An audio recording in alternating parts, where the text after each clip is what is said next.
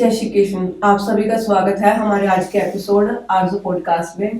आज हमारे साथ जो गेस्ट जुड़े हैं आप उनको जानते हैं, वो हमारे साथ पहले भी जुड़ चुके हैं। हमारे पहले पॉडकास्ट में आप समझ चुके होंगे। तो श्रीमद् भागवतम जी के प्रवक्ता और एक ब्रजवासी, स्वागत कीजिए हमारे आज के गेस्ट अक्षय शर्मा जी का। राधे राधे प्रभु जी। राधे राधे। कैसे हैं प्रभु जी आप? सब श्री जी की कृपा से सब आनंद मंगल। आज का जो हमारा पॉडकास्ट है, जैसे कि हमने आपके साथ शेयर किया था कि आज की जो थीम होगी वो होली से रिलेटेड होगी। होली स्पेशल पॉडकास्ट रहेगा।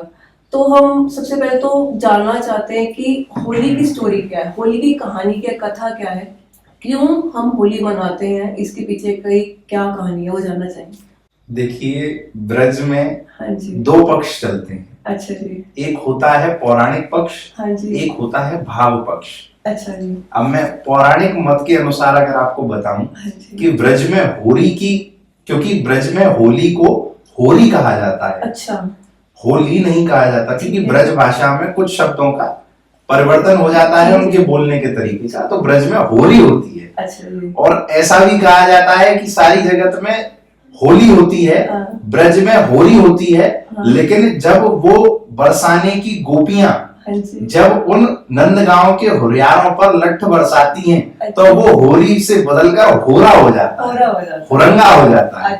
तो इसका पौराणिक एक भाव पक्ष तो ये भी है कि जब हमारे प्रिय प्रियतम एक दूसरे पर प्रेम रूपी रंग डालते हैं। जैसे अगर कोई दो प्रेमी आपस में वार्तालाप करें तो अपने भाव को प्रकट करने के अलग अलग माध्यम बनाते हैं। कोई उपहार देता है, कोई अच्छी बातें बताता है, कोई कविता लिखता है। तो बस उसी प्रेम को एक प्रस्तुत करने का एक प्रकार है जिसको होली कहा जाता है। और ये इतनी पसंद हमारे ठाकुर जी को, श्री जी को इसलिए भी है क्योंकि इसमें निजता नहीं, इसमें तो सर्व सम्मिलितता होती है। सब मिलके आते हैं। जैसे हमारे ब्रज में तो एक बड़ा सुंदर पद भी है कि कैसी ये होली मचाई ब्रज में खेलत फाग परस पर हिल मिल सब सख यह बर जाई। तो सब लोग मिलकर जब प्रिय प्रीतम के प्रति अपने प्रेम को रंग के रूप में उन पर न्यौछावर कर दें, और जब प्रिय प्रियतम आपस में वो हास परिहास विनोद के कारण जब आपस में गाई के माध्यम से वो प्रेम का आदान प्रदान करें, कभी लठ के रूप में, कभी उल्हानों के रूप में, कभी गाई के रूप में, तो बस वही ब्रज में होली बन जाती है। ठीक है जी। और इसमें अगर हम रंग की बात करें, रंग का क्या महत्व है इसमें होली में स्पेशली? देखिए, होली तो नाम ही रंग का है, क्योंकि अभी आप किसी बच्चे से भी पूरे भारत में पूछेंगे, और पूरे भारत में नहीं बल्कि पूरे विश्व में पूछेंगे, तो आप होली अगर किसी से कहते हैं तो वो तुरंत उसका उत्तर देते हैं कि होली का मतलब जिसमें रंग फेंका जाता है। क्योंकि हमारे जीवन में नवनित नए रंग होते हैं। जैसे वसंत ऋतु लगती है तो हमारे ब्रज में 40 दिवसीय होली प्रारंभ हो जाती है। अच्छा जी। वसंत में महत्व है सरसों का। सरसों का आप खेतों में जाएंगे तो सरसों की खेती होती है उस समय पे, और सब वसंत मई हो जाता है, यानी कि सब छटा जो चाहती है वो पीली हो जाती है। जब वो फागुन आता है तो वो लाल हो जाती है। अच्छा। ऐसे हर ऋतु में जो अलग अलग जो ऋतु का रंग है, उस रंग को सब सम्मिलित करके केवल एक फागुन में पूरे साल का जो उत्सव मनाया जाता है वही होली है। कि अलग अलग ऋतुओं का हम एक ही समय पे एक ही महीने में एक ऐसा उत्सव मनाएं जिसमें सभी रंग, सभी ऋतुओं के, सभी लोगों के, हर व्यक्ति के रंग उसमें मिल जाएं, और रंगों के साथ उनके हृदय भी आपस में मिल जाए। जी।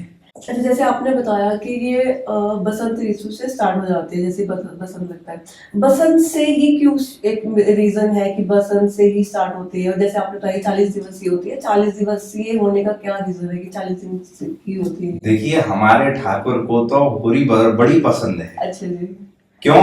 होली में खूब ऊधम हूं मैं। हाँ जी। हमारो ठाकुर इतना टेढ़ो है कि ऊधम मचावे को वाको बड़ो मन करे, वाको बड़ो मन करे कि वो गोपी ने कैसे भी छेड़ दे, अच्छा है। जाते गोपी भाई गारी दें, और ब्रह्म तो यहाँ गारी ही सुनने आया होता। जो निर्गुण निराकार ब्रह्म है वो ब्रज में क्यों आया है? गाली सुनने आया है।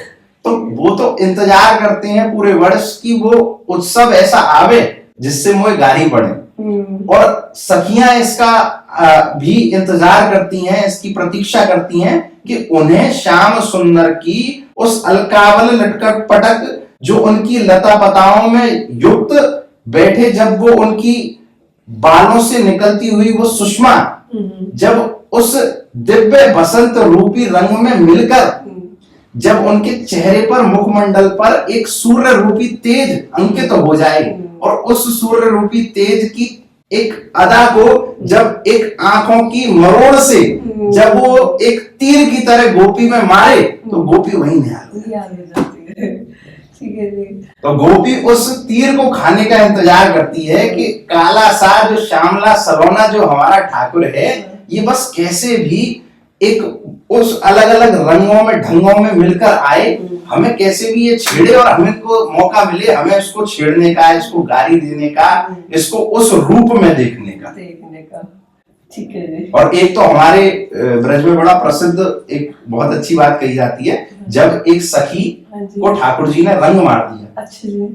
सखी खड़ी थी और ठाकुर जी जब बिल्कुल पीछे से आए, ठाकुर जी ने ले मुट्ठी गुलाल उसकी आंखों में मार दिया। अच्छा। तो अब आंखों में रंग चला गया, तो वो तुरंत भाग के गई जमुना जी। अच्छा। जमुना जी पर खूब आंखों में पानी जल लिया, यमुना जी का डाला, लेकिन वो साफ नहीं हुआ। बहुत देर तक वो आंखों को मलती रही, अपने पल्लू से उसको सहलाती रही, लेकिन आंखों से रंग नहीं गया। तो दूसरी सखी पूछती है, अरे तेरी आंखन में ते रंगीन आए निकरो। बोले ये अबीर रंग तो निकर गो, पर मेरी आंखन ते ये अहीर को छोरा नहीं। ये अबीर गुलाल तो मेरी आंखन से निकल सके, पर ये अहीर को छोरा मेरी आंखन से जा ही ना रहो। मैंने खूब मन लियो, खूब प्रयास कर लियो कि वो अलकावल लटकट पटकनी जो उसकी चितवन टेढ़ी सी चाल है, जो त्रिभंग लली ठाकुर जब अपने हाथ पैरों को गदमदरा सी चालते चले, और जब चल के वह हाथ में रंग लेके गोपी पे अपने प्रेम रूपी बाण को मार देता है, तो उस चाल को देखकर वो गोपी ऐसी मदहोश हो जाती है कि जब सोती है तब श्याम दिखते हैं, जब जगती है तब श्याम दिखते हैं, जब बैठती है तब शाम दिखते हैं, जब नहाती है तब शाम दिखती हैं। बोलती है कि जित देखूं तित शाम में।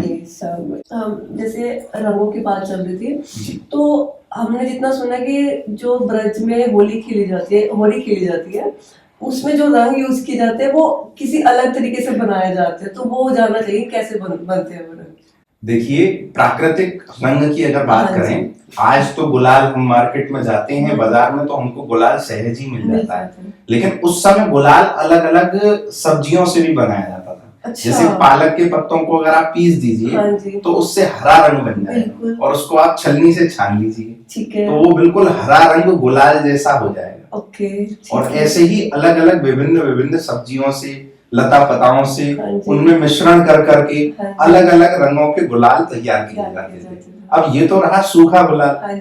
अब रहा भाई हमारे ब्रज में जो परंपरा है, आज रंग मिलता है, तब ऐसा रंग नहीं था। अच्छा। रंग कैसा बनता था? बोले जब टेसू के फूल अपनी चरम सीमा पे पक जाएं, तब उनको तोड़कर इकट्ठा कर एक पात्र में डाल दिया जाए, उनको भिगोया जाए, कई दिनों तक उनको भिगोते रहने दिया जाए, जिनसे उनका रंग छूट जाए। अच्छा। उस जल में घुल जाए, और उस जल में जब केसर और मिलाई जाए, उसमें इत्र मिलाया जाए, उसमें सुगंधी गुलाब जल मिलाया जाए, तब वो रंग जो मिलके तैयार होता है, वही हमारे ठाकुर जी और प्रिया प्रियतम पे नित्य होली में डाला जाता है, और वो छूटता भी नहीं है। आप देखेंगे करीब 3 या 4 दिन तक तो बिल्कुल आप ऐसे दिखेंगे हनुमान जी की तरह, लाल लाल लाल देह लाली लसे। जो अगर होली के स्पेशली दिनों की बात करें, तो मेन प्लेसेस जो ब्रज के जो जहाँ पे जाना चाहिए वो कौन कौन से होंगे होली में? देखिए, ब्रज में आप अगर मुख्यतः जाएं तो हमारे ब्रज में तो देखो हर जगह एक अलग होली का स्वरूप है, हर जगह एक अलग भाव है। अभी हम बात भी कर रहे थे कि हर जगह का एक अलग भाव है। बरसाने की गोपी जब होली खेलती हैं तो ठाकुर को एक एक चितचोर के रूप में, अच्छा। एक माखन चोर के रूप में, एक रसिया के रूप में उसको उल्हाने, उसको गाली देना पसंद करती हैं। जब नंदगांव के होलियारे होली खेलते हैं तो वो बरसाने की गोपियों को प्रयास करते हैं कि कैसे भी इनको छेड़ा जाए, और छेड़ा ऐसा नहीं जाए कि आज के समय में, आज तो बहुत अलग हो गया है, लेकिन उस समय में वो छेड़ना उल्हाना देना था, वो छेड़ना प्रेम रूपी था। जैसे हम अपने माता पिता को कई बार विनोद में, प्रेम में, अपने बच्चों से मजाक में हम बोलते हैं कि नहीं आपने तो ऐसा गलत किया है, पर वास्तविक में वो सत्य नहीं होता। तो बस उसी प्रकार का हास परिहास विनोद उस रूप में। और वृंदावन में आ जाओ तो तटस्थ हो जाओगे। तटस्थ मतलब ना इस भाग के ना उस भाग के, अब तो आप केवल दर्शक हैं कि कोई सखी ठाकुर जी को गाली दे रही है, ठाकुर जी उस पर रंग मार रहे हैं, आप दोनों को देख के बलैया। तो हर जगह की एक अलग होली का भाव है। पर फिर भी मैं आपको बताऊं कि जो होली की मुख्य तारीख है वो 7 मार्च को बरसाना में फाग निमंत्रण जाता है, बरसाना से नंदगांव। नंदगांव बरसाने की सब सखी लेके जाती हैं, ठीक है, ठाकुर जी को निमंत्रित करके आती हैं कि भैया आप हमारे बरसाने पधारो श्याम सुंदर, और आपको खूब हम लड़ुआ पवाएंगे, आपके संग खूब होली खेलेंगे। अब ठाकुर जी बड़े चालाक हैं, ठाकुर जी समझ जाते हैं कि ये सखियां आई हैं, मैंने इनको परेशान तो किया है, तो इसका कुछ प्रत्युत्तर तो ये देंगी, तो वो खुद नहीं जाते। अच्छा। वो एक पाड़े को भेज देते हैं उसी दिन। अच्छा। मतलब अपना प्रतिनिधि भेज देते हैं। तो उस प्रतिनिधि पे इतने लड्डू लुटाए जाते हैं, इतने लड्डू लुटाए जाते हैं कि वो भर जाता है लड्डुओं से। अब वो कहता है ठाकुर जी से जाके कि अरे लाला वहां तो खूब लड़ुआ बट रहे हैं। अब ठाकुर जी को लगे लड़ुआ तो बट रहे हैं तो चलना चाहिए। तो जो लड़ुआ लुटाए गए वही लड्डू होली बन गई। जो इस साल 7 मार्च को है। ठीक है। 8 मार्च को लठमार होली, जब ठाकुर जी बरसाने आते हैं। ठीक है। तो आज भी वो परंपरा है कि ठाकुर जी ध्वजा स्वरूप में, एक झंडे के स्वरूप में, ध्वजा के स्वरूप में ठाकुर जी की झंडी आती है। सब ग्वाल वाल खूब ठाकुर जी के सखा मंडली ठाकुर जी की ध्वजा लेके आते हैं बरसाने की गोपियों के संग होली खेलने, और खूब वहां पे बरसाने की गोपियां उन पर खूब रंग बरसाती हैं। फिर वो खूब हास विनोद प्रयास करते हैं, गाली गाते हैं, और गाली गाते हैं तो उनको लठ भी पड़ते हैं। और लठ से बचने के लिए वो पहले ही तैयारी कर लेते हैं, वो अपनी ढाल लेके जाते हैं। तो जो ढाल पे जो लठ पड़ते हैं वही विश्व प्रसिद्ध लठमार होली के रूप में हम जानते हैं उसे। और वो कहाँ पे? वो 8 मार्च को बरसाना में इस वर्ष है, और 9 मार्च को नंदगांव में।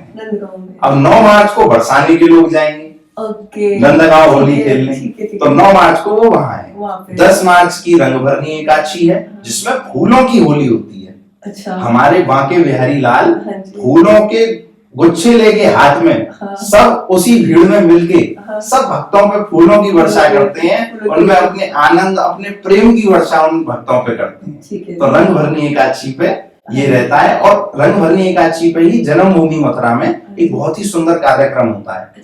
शाम को फाग उत्सव होता है, जिसमें अलग अलग होलियों के अलग अलग उत्सवों को मनाया जाता है, तो वो भी जरूर देखने योग्य है। फिर इसके बाद 11 मार्च को गोकुल में है। 11 मार्च को गोकुल में होली होती है, वो भी छड़ी मार होली। छड़ी मार, क्योंकि ठाकुर जी वहां लाला है छोटे से, अब लठ मारेंगे और लाला के लग गई तो इसलिए वहां पे छड़ी मार होली खेली जाती है। 11 मार्च को वो है।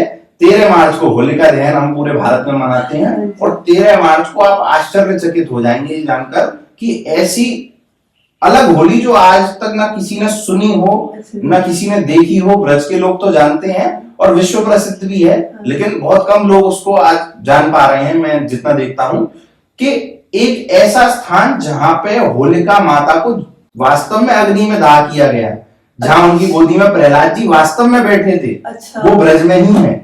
अच्छा। वो ब्रज के कोसी कला क्षेत्र में फालेन एक गांव है। अच्छा। उस फालेन में एक कुंड है, प्रहलाद कुंड, और वहीं पास में प्रहलाद जी का मंदिर है। अच्छा। जो उस मंदिर की सेवाया में रहते हैं पुजारी पंडित जी, वो पंडा 40 दिन का व्रत रखते हैं, तप करते हैं, अनुष्ठान करते हैं, और आप इमेजिन नहीं कर सकते कि हजारों कंडों की दहकती हुई आग जब रात को करीब सुबह 4 बजे जब उसमें अग्नि प्रज्वलित की जाती है, तो वो उस कुंड में डुबकी मारते हैं और डुबकी मार के हजारों कण्णों की जलती हुई आग में से निकल जाते हैं और उनको कुछ भी नहीं होता, उनका बाल भी बांका नहीं होता। तब कब और हमने अपनी आंखों से ये नजारा देखा है, कोई देखना चाहे तो जाके देख सकता है। तब तो है, और प्रहलाद जी की भी कृपा है क्योंकि वो वही स्थान है जहाँ ये होलिका लीला हुई थी, जिसको पूरे भारत में आज मनाया जाता है। तो 13 मार्च को वो आप देखेंगे। और द्वारकाधीश मंदिर से लेकर एक चतुर्वेदी समाज का होली का डोला भी निकलता है, होली का डोला, जिसमें पूरे मथुरा क्षेत्र की एक परिक्रमा लगाते हैं, सब आनंद से गुलाल उड़ाते हुए, रसिया गाते हुए, ब्रजवासी खूब आनंद उसमें करते हैं। तो होली का डोला वहां निकलता है चतुर्वेदी समाज का। और 14 मार्च को तो हम पूरे भारतवर्ष में मनाते हैं होली वो। और द्वारकाधीश मंदिर में भी उसी दिन होली टेसू की फूलों से ठाकुर जी को भी खिलाई जाती है, सब ग्वाल वाली वहां आनंद लेते हैं। अब होली तो वास्तव में बताऊं, ये शायद आधी की आधी होलियां हैं जो मैंने आपको बताई। अच्छा। इसके अलावा बहुत सारी होली बाकी हैं। जैसे अगर उसके बाद देखें तो 15 मार्च को दाऊजी का हुरंगा है, हाँ, जब कपड़ा फाड़ होली होती है। अच्छा, वो कैसे, मतलब क्या? वहाँ सब उस गांव की जितनी नारियां हैं वो उस मंदिर की पर्दी में आ जाती है। ओके। और जितने भी पुरुष उसमें घुसते जाते हैं, प्रवेश करते जाते हैं, तो वहां की जो नारियां हैं वो उनके कपड़े फाड़ देती हैं। अच्छा। और फिर उसको केसर के उस केसर युक्त उस रंग में घोलकर गीला कर उन्हीं पर मारती हैं। अच्छा। एक कोड़े की तरह। अच्छा। और फिर वो भी उनको छेड़ते हैं। अच्छा जी, कि हमें तो नहीं लगी, तो फिर वो दोबारा मारती हैं। तो ये हास परिहास विनोद चलता रहता है। तो ये दाऊजी मंदिर की पर्दी में कपड़ा फाड़ होली होती है। कपड़ा फाड़ होली कह लो या दाऊजी का हुरंगा होता है। ये होरी, होरा और उससे भी ऊंचा कुछ हुरंगा, सबसे बड़ी। और ऐसे ही फिर जाव का हुरंगा होता है और भी गिड़ों का हुरंगा होता है। तो अलग अलग स्थानों में ब्रज में बहुत दिन तक होली चलती है। आखिरी जितना होता है, तो आखिरी जो है वो 21 मार्च को, 21 मार्च को खेली जाती है रंग पंचमी के दिन खैरी में। और 22 मार्च को रंगजी में फिर वो होली का उत्सव आखिरी उत्सव। ठीक है, ये पूरी ब्रज की होली मैंने आपको बता दी। अगर जैसे आपने बीच में पद की बात की थी कि गाए जाते हैं छेड़छाड़ के, गारी के जी, तो कोई पद ब्रज के जो होली स्पेशल होली के लिए हो, जो हम आपसे एक पद सुनना चाहेंगे। देखिए, हमारे ब्रज में जैसे मैंने आपको बताया कि नंदगांव के लोग बरसाना जाते हैं। हाँ जी। और वहाँ की जो गोपियां हैं, जो श्री जी की सखियां हैं, हाँ, उनको उल्हाने देते हैं। हाँ जी। तो उल्हाने में वो उनको छेड़ते हैं, तो वो क्या कहते हैं, एक बड़ी सुंदर, हमारे यहाँ गारी बोलते हैं इसको, गारी गाई जाती है। कुआ में कंकड़ खिले और वन में खिले कपास। अच्छा जी। कुआ में कंकड़ खिले और वन में खिले कपास, सेजन पे गोरी खिले या के हंस हंस खाए गाल। तो ऐसे उनको हास परिहास की उसमें प्रति उत्तर में फिर वो गोपियां उनको लट देती हैं। अच्छा, समझ गई। तो ये हास परिहास चलता रहता है। और हमारे यहाँ तो लोकगीत बड़े प्रसिद्ध हैं। हाँ, ये गारी तो प्रसिद्ध है ही है। लोक गीतों में इतना रस है, जैसे एक गोपी का भाव है कि गोपी जब खूब परेशान हो जाती है होली खेल खेल के, 40 दिन तक होली कौन खेलता है, तब वो श्याम सुंदर जब उसको रंगने वाले होते हैं तो वो उनसे विनती करती है। और विनती करते हुए क्या गाती है वो, कान्हा पिचकारी मत मार, मेरे घर सास लड़ेगी रे। वो डर रही है, वो गोपी कह रही है मेरे घर सास लड़ेगी अगर तूने पिचकारी मेरे पे मार दी। और आगे क्या कहती है, सास लड़ेगी रे मेरे घर ननद लड़ेगी रे, कान्हा पिचकारी मत मार, मेरे घर सास लड़ेगी रे। और फिर क्या कह रही है कि अपने घर का पूरा वर्णन करती है, ठाकुर जी को खूब समझाने का प्रयास करती है और कहती है, सास डोकरिया मेरी बड़ी खोटी, सास डोकरिया मेरी बड़ी खोटी, गारी देना देगी मोहे रोटी। अच्छा। मतलब मोहे गारी भी देगी, अगर मैंने देख लियो कि मैं होली खेल के आई हूँ तो वो मोहे गारी भी देगी और रोटी भी नहीं देगी। अच्छा।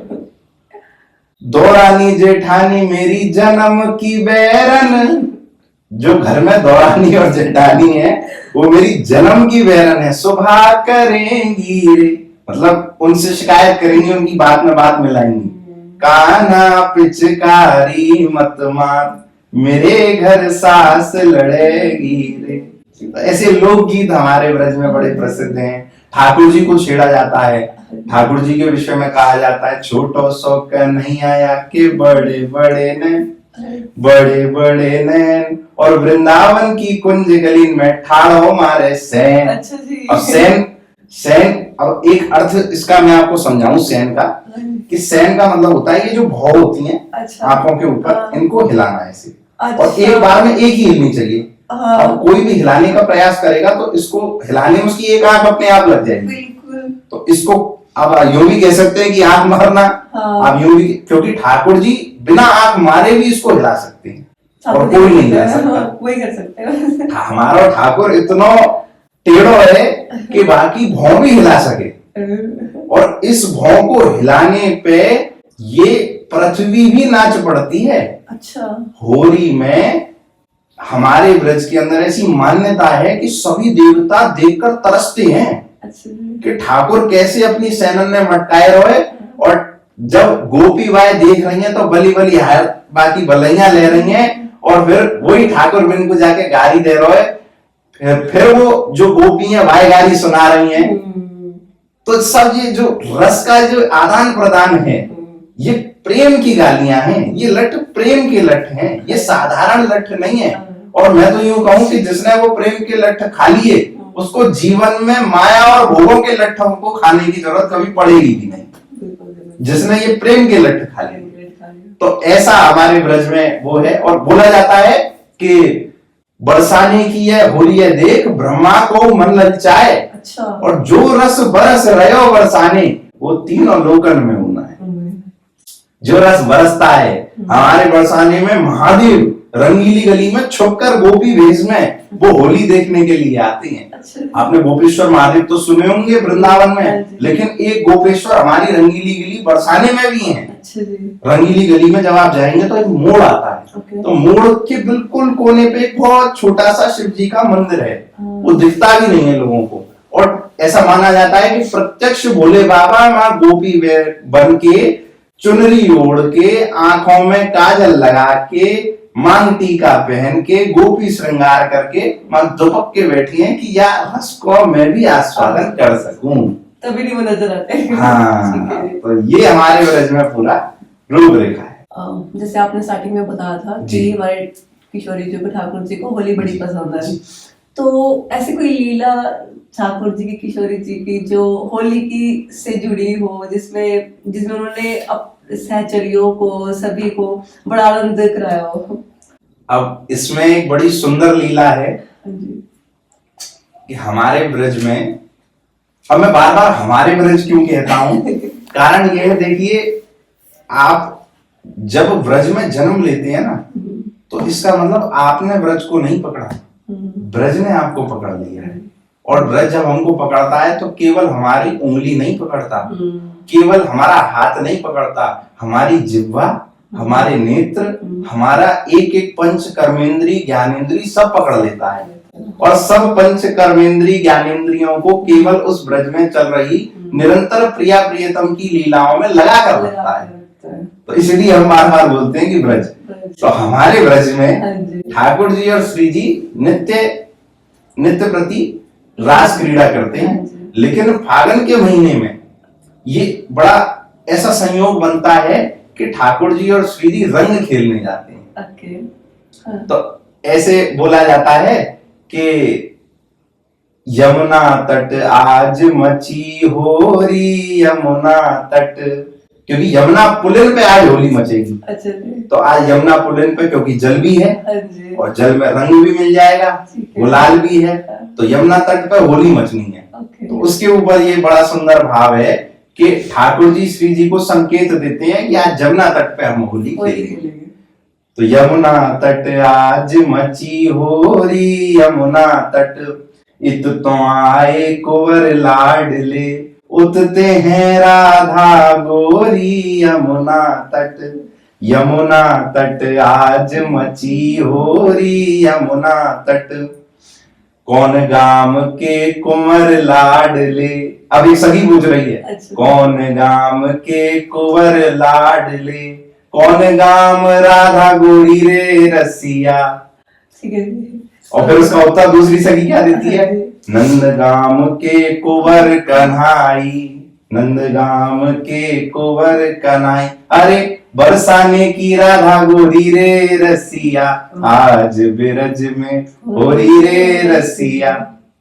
तो ऐसे करके ये सुंदर भाव नृत्य प्रति हमारे चलते हैं। और एक दिन अष्टछाप सखाओं में से गोविंद स्वामी जी इस लीला के दर्शन कर रहे होते हैं। अच्छा जी। एक समय था जब गिरिराज जी के पास से यमुना बहा करती थी, अच्छा जी।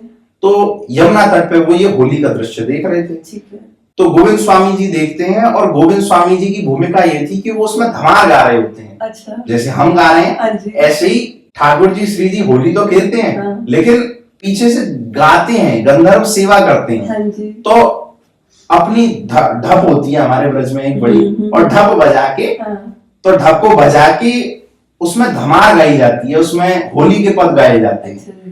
तो धमार गाते गाते एक दिन गोविंद स्वामी जी गा रहे थे, और ये यमुना तट पे जो होली मच रही थी इसके दर्शन कर रहे थे, ठीक है। और एकदम गाते गाते रुक गए। अच्छा। अब महाप्रभु जी बोले कि क्या हुआ गोविंदा, हाँ। रुक काहे को गए हो? हाँ। बोले इतना सुंदर तुम धमार गा रहे हो। बोले अभी मैंने देखो कि श्याम सुंदर और श्री जी जब रंग खेल रहे, तो श्री जी श्याम सुंदर के कपोलन सो गुलाल लगाए के भाग गई। अच्छा। तो बोले तो धमार क्यों रोकी? हाँ। बोले श्री जी गई तो होली खत्म। सही बात है। बोले श्री जी की भूमिका तो मुख्य है। बोले ठाकुर खेले वो कौन के संग होली। सही बात है। श्री जी जहां मां सखियां, श्री जी गई तो सखियां भी गई।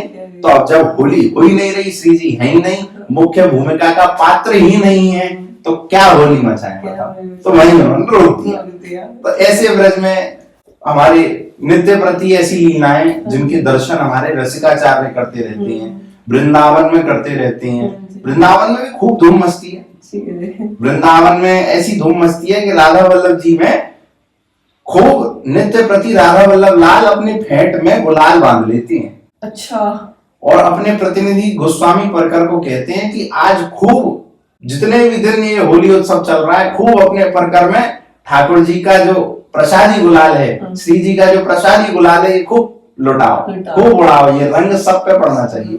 तो हमारे राधा वल्लभ जी मंदिर में तो ऐसी होली होती है, रोज नित्य प्रति खूब गुलाल बरसाया जाता है, जितने भी भक्त श्रद्धालु हैं। तो ब्रज में विविध विविध लीलाएं नित्य प्रति चलती रहती हैं उनके आनंद में। जैसे अभी हमने सखियों की बात की है और गोविंद स्वामी जी की बात की है, लेकिन जब किशोरी जो ठाकुर जी एक दूसरे को रंग लगाते हैं, तो उनके बीच की वार्ता क्या होती है? क्या मतलब क्या उनका भाव रहता है? कुछ पद कोई? ठाकुर जी और श्री जी जब खेलते हैं होली, तो ठाकुर जी तो चंचल हैं। हाँ जी, बिल्कुल। ठाकुर जी तो खूब रंग में भिगो देते हैं श्री जी को, लेकिन श्री जी घोड़ी हैं। जब सखियां भी श्री जी ठाकुर जी को पकड़ लेती हैं कि आज याकू नरते नार बनाएंगी। अच्छा। रसिया को नार बनाओ दी रसिया को। तो रसिया को मतलब ठाकुर जी को नारी बनाएंगे। अच्छा। इसके मूड पर एक चुन्नी डालो, ये डालो, वो डालो। अच्छा। जब ऐसा भाव सब सखियां करती हैं, तो श्री जी उनसे कहती हैं, अरे अरे तुम श्याम सुंदर को ज्यादा परेशान मत करो, ये तो बड़े भोरे हैं। अच्छा। तो सब हंसने लग जाते हैं। बोले जो सबसे टेढ़ो है यही है, श्री जी भोरो कह रही हैं, तो श्री जी खुद कितनी भोरी हैं। तो ऐसा आनंद परस्पर चलते रहे। और ऐसा माना जाता है कि जब ठाकुर जी श्री जी जब रंग खेलती है ना, तो उस समय पे उन दोनों को रंग खेलता देख सभी सखियां स्तब्ध रह जाती हैं। अच्छा। कि वास्तव में जो अनुपम अलौकिक जो जोड़ी है, एक बड़ा सुंदर भाव भी गाते हैं हमारे हरदासीय परंपरा में। अनुपम माधुरी जोड़ी हमारे श्याम श्यामा की, मतलब अनुपम जोड़ी है। जब वो जोड़ी आपस में रंग खेलती है तो सब सखियां देखती हैं, खूब प्रसन्न होती हैं, और वो खुद होली खेलना भूल जाती हैं सुध में। अच्छा। और ठाकुर जी श्री जी आपस में रंग वो उन पे डालते हैं, वो उन पे डालती हैं। ठाकुर जी तो खूब चंचल है, वो उनका खूब भर भर के डाल देते हैं। श्री जी भोरी सी हैं, तो श्री जी भोरी होती हैं तो वो इतना नहीं परेशान करती ठाकुर जी को, पर ये आनंद चलता रहता है। जैसे जो लोग ब्रज से बाहर से आते हैं ब्रज में होली खेलने के लिए, एक क्या स्वरूप होना चाहिए कि आप अगर आ रहे हैं ब्रज में तो आपको ये कार्य जरूर करना चाहिए और ये कार्य नहीं करना चाहिए ब्रज में जो कौन से कार्य करने होली में? हाँ जी, होली में हमें कौन से कार्य करने चाहिए और कौन से कार्य नहीं करने चाहिए आपको? देखो, हाँ जी, आपको होली में पहली चीज तो आपको कभी भी ये नहीं सोचना चाहिए कि मैं कितनी भीड़ में घुस रहा हूँ, ये तो भीड़ है, यहाँ तो सब परेशानी है। दोष दर्शन ना करें, क्योंकि देखिए कलयुग जैसे जैसे बढ़ता जा रहा है, हर व्यक्ति अपने अपने उस रूप को, जो कलयुग का प्रभाव है, उस पर दिखता जा रहा है। बिल्कुल। तो होली पर ऐसा भी होता है कि कई जगह बहुत अभद्रताएं भी हो जाती हैं, मैं इसमें दो राय नहीं करूंगा, पर वो सब वो लोग होते हैं जो ब्रज से बाहर से आ जाते हैं और वहां पे आके अभद्रता फैलाते हैं, और फिर नाम जो आता है वो आता है ब्रजवासियों का, कि ब्रजवासी बड़ा वो करते हैं, जबकि ऐसा है नहीं। मैं आपको वास्तव बताऊं, ब्रजवासी आपको कभी रंग में भिगो देगा लेकिन आपको कभी परेशान नहीं करेगा उस दृष्टि से। तो पहली चीज तो आप किसी में दोष दृष्टि ना करें कि ये ब्रजवासी कर रहे हैं। हाँ जी। और दूसरी देखिए, अपनी सुरक्षा अपने हाथ होती है। बिल्कुल जी। हम आवे तो एक मर्यादित वस्त्र पहन के आवे। अच्छा, हाँ बिल्कुल जी। होली में हम बहुत मर्यादा में रहें, मर्यादित वस्त्र पहन के आवे। ब्रज की गलियों में अगर भ्रमण करें तो हम कम से कम, ताकि हम ज्यादा भीड़ में ऐसा ना हो कि हमें पता ही ना चले कि हम कौन सी गली में घुस के कहाँ निकल गए। ऐसा नहीं हो जाता है, बहुत लोग खो जाते हैं। तो कम से कम हमारे पास 2-3 लोग हमारे पास होने चाहिए। ब्रजवासियों के प्रति कोई भी दोष दृष्टि ना रखकर हम बस वो भाव को अपने अंदर सजोएं कि ठाकुर जी और श्री जी का ये नित्य प्रति उत्सव है जो हर वर्ष होता है, हमें तो बस इसका एक बार दर्शन हो जाए, इसी में हम धन्य हो जाएंगे। जरूरी नहीं है कि हम उस भीड़ में कूद के उन लोगों के बीच, जो मंदिर पर करके, जो गोस्वामी पर करके जो लोग हैं, गोसाई लोग हैं, वो होली खेल रहे हैं, हम उन्हीं के बीच में खड़े होंगे तभी हमारी होली सफलता पूर्वक मानी जाएगी या संपूर्ण मानी जाएगी। ऐसा नहीं है। आपने दूर से केवल आपने बरसाना की परिधि में प्रवेश कर लिया तो आपकी हाजिरी लग गई हाजिरी। ठीक है। आपने होली के दर्शन किसी गली में भी कर लिए, किसी बाल गोपाल को किसी गोपिका पे रंग मारते हुए देख लिया, तो आप ये भाव कर लीजिए कि निश्चित वो श्याम सुंदर है और वो निश्चित एक ब्रज की गोपांगना है। ठीक है। जब आपके अंदर ये भाव आ जाएगा कि ब्रज का हर बच्चा बाल गोपाल है और हर नारी गोपांगना है, तो ना तो आप उस बच्चे के प्रति दोष दृष्टि रखेंगे और ना आप उस गोपांगना के प्रति दोष दृष्टि रखेंगे। तो अपना बस ये दृष्टि को बदल लीजिए। और एक जैसे लोग ब्रज में स्पेशली होली के टाइम पे जाते हैं, रील्स बनाने के लिए जा रहे हैं और वहाँ पे गंदगी वगैरह भी फैलाते हैं, इस पे क्या पॉइंट है आपका? देखिए, गंदगी तो ना ही फैलाएं। हाँ जी।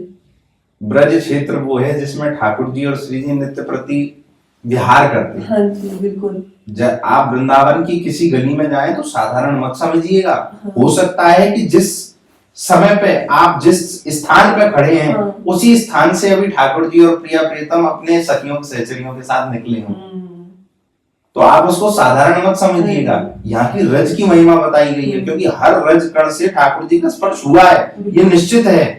क्योंकि वृंदावन की परिधि को छोड़कर ठाकुर जी श्री जी कहीं जाते ही नहीं है। ठीक है। जब ठाकुर जी द्वारका में थे तो सब जितनी भी पत्नियां थी 16,108, उन्होंने कहा कि हमें आपकी रास जो लीला है वो देखनी है। अच्छा। हमें बड़ा मन है, हमने बड़ा सुना है। तो उन्होंने सबको बुलाया। तो वैसे तो श्री जी नहीं जाती, पर एक रूप से वहां पहुंची। अच्छा। तो जितनी भी सखियां थी, गोपांगनाएं थी, श्री जी थी, वहां रास लीला में सम्मिलित हुई।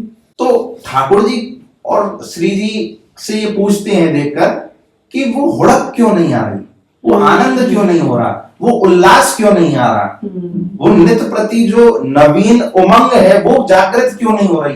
तो श्री जी बोलती हैं कि अरे श्याम सुंदर, रास और रस केवल वृंदावन की परिधि में ही संभव है, ब्रज की परिधि में ही संभव है।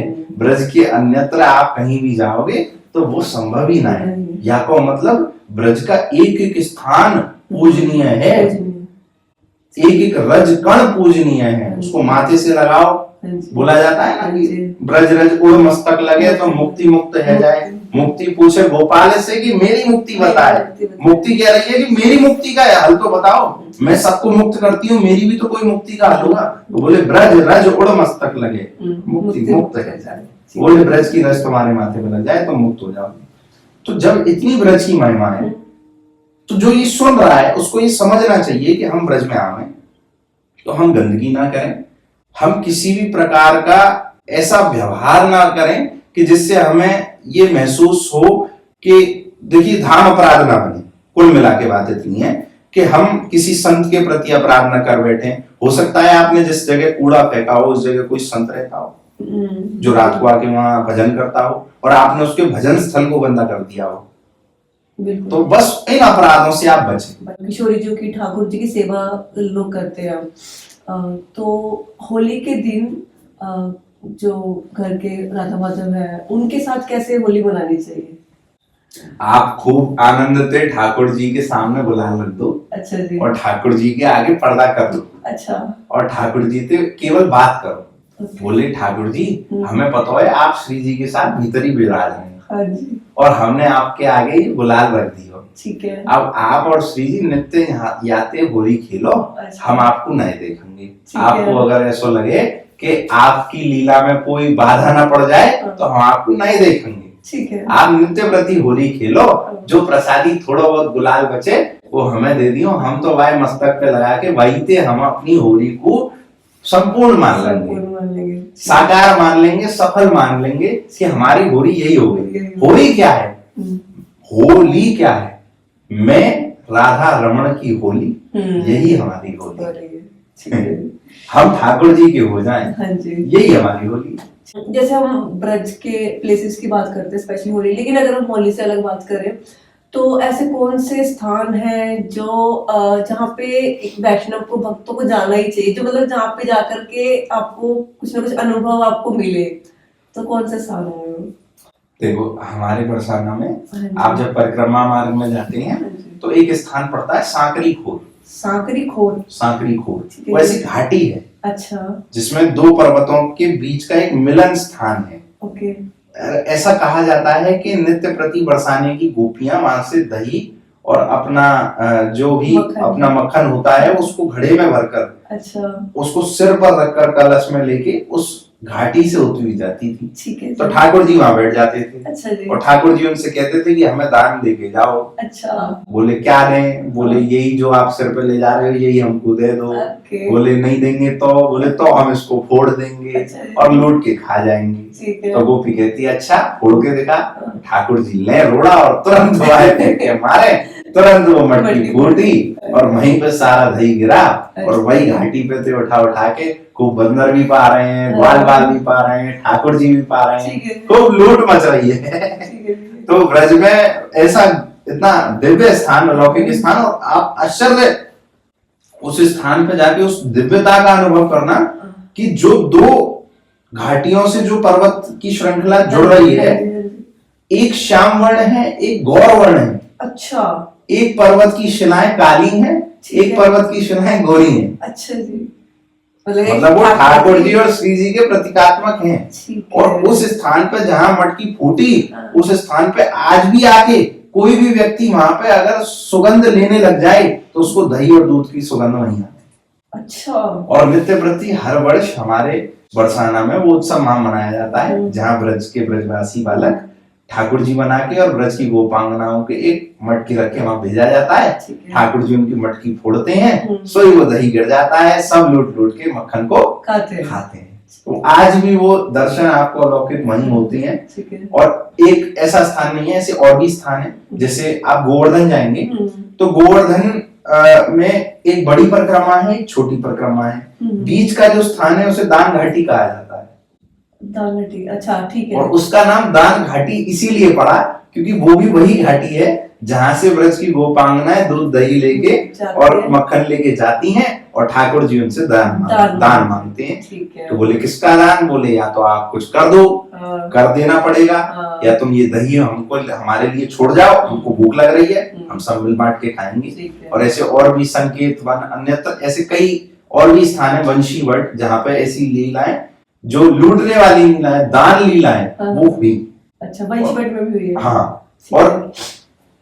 बरसाना में दानगढ़ भी है, अच्छा, जहाँ पे दान बिहारी बन के ठाकुर जी दान मांगते हैं। ओके। तो ऐसे बरसाना में भी नित्य ऐसे स्थान हैं जिनके दर्शन आपको जरूर करने चाहिए।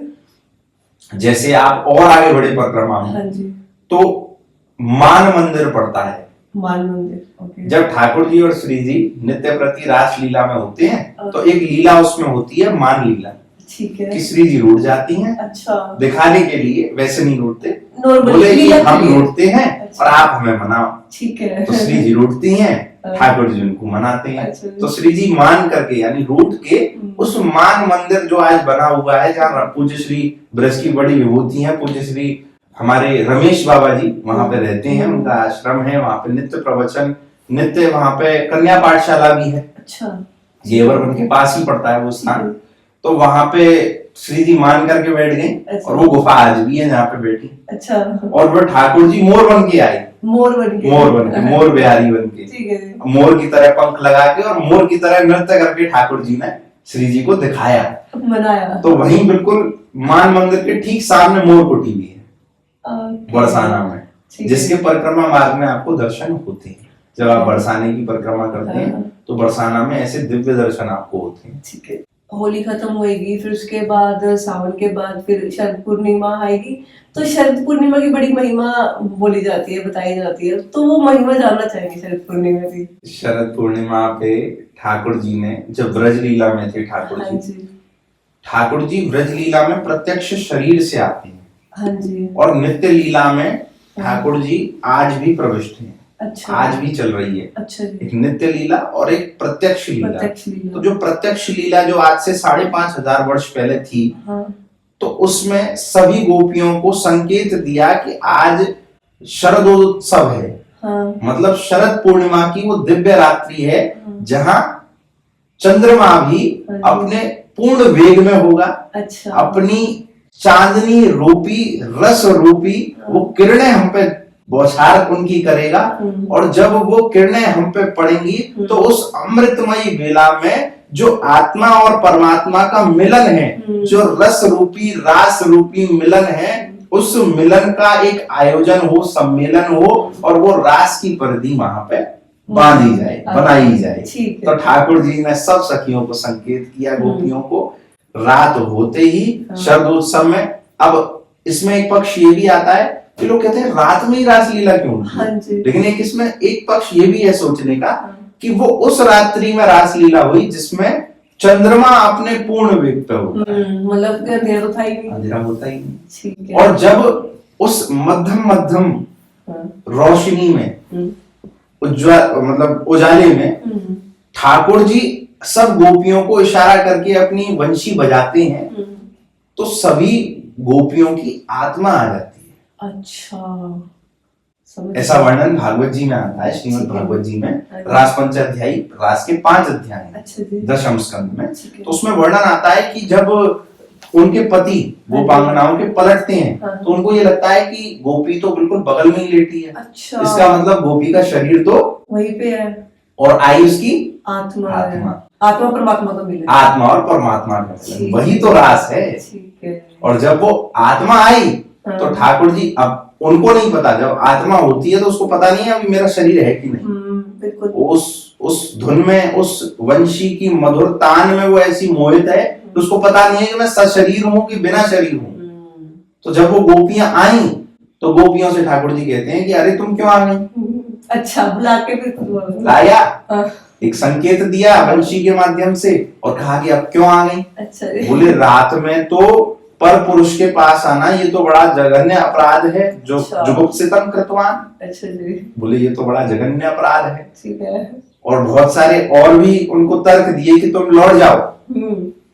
और गोपी कहती हैं कि बोले ऐसी दिव्य रात्रि जिसमें हम उस परमात्मा से, जिससे अनंत जन्मों से बिछड़े हुए थे, आज उस परमात्मा से मिलन का समय है, तो आप हमसे कह रहे हो श्याम सुंदर की हम लौट जाएं।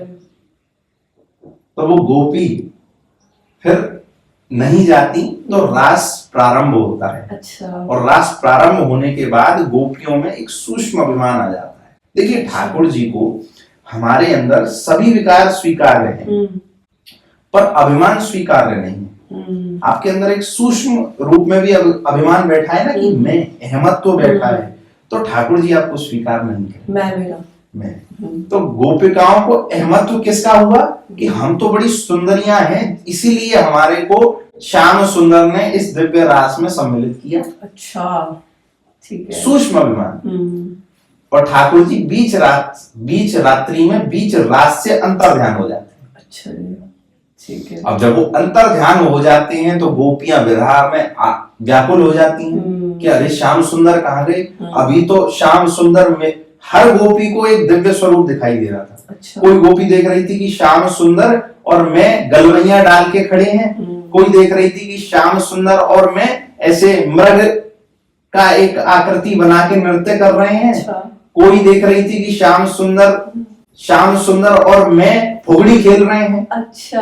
और अचानक से श्याम सुंदर जब सब रूपों में अंतर ध्यान हो जाते हैं, तो हर एक गोपी व्याकुल होकर विरह में वेदना उसके अंदर प्रकट होती है, और वो एक एक लता पता वृक्ष सबसे पूछती है कि अरे तुम ही बता दो मेरे श्याम सुंदर कहाँ चले गए।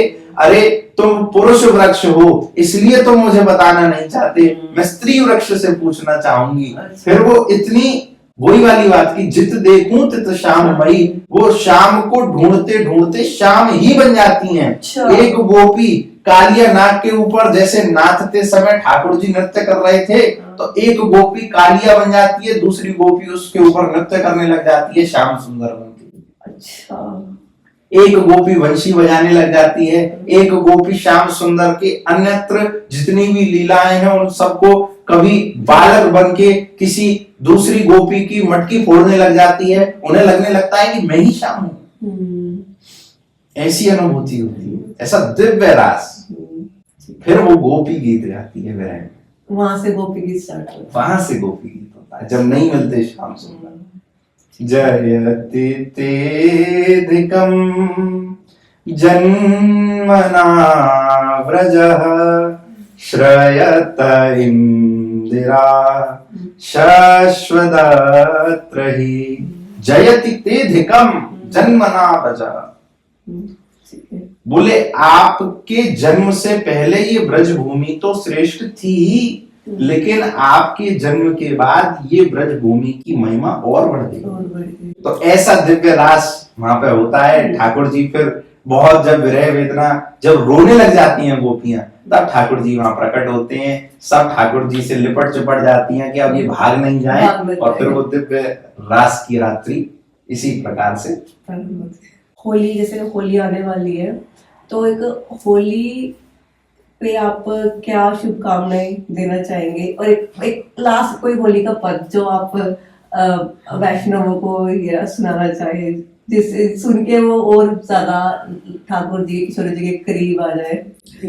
होली पे तो मैं आपको सबको यही शुभकामनाएं देना चाहूंगा कि आप जहां भी होली खेलें, वहां पे अपने हृदय में ठाकुर जी को मानकर, बिठाकर, रोक कर, प्रेम रस्सी से बांधकर उनके साथ होली खेलने का प्रयास करें। क्योंकि जगत में तो भैया आप जब प्रेम ढूंढने जाएंगे तो प्रेम के नाम पर केवल छल और केवल माया मिलेगी।